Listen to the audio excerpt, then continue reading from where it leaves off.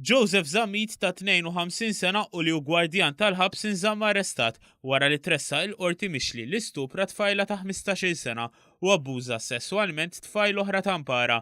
U ġie mixli li wettaq dawn l-abbużi bejn Lulju u Ottubru li għadda waqt li tfajliet kienu arrestati fil-ħabs tal-Imtaħleb magħruf bħala Ljors.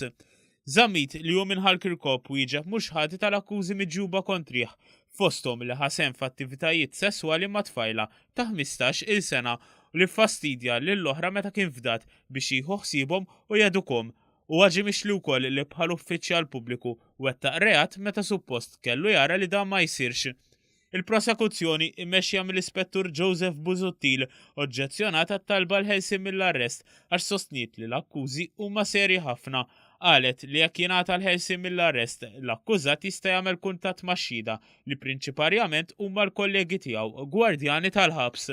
Fid-deċiżjoni tagħha l-Maġistrat Audrey D'Amico li ma laqgħetx it-talba tad-diviża immexxija mill-Avukat Franco De Bono għal ħelsien mill-arrest u ordnat li l-akkużat jinżamm arrestat fit-taqsima forensika tal-Isptar Monte Carmeli.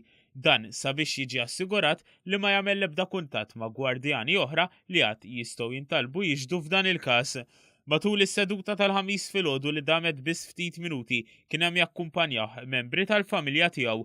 L-akkużat der pjuttost kalm libes il-biss pulit u risponda għal kull ma saqsitu l-qorti.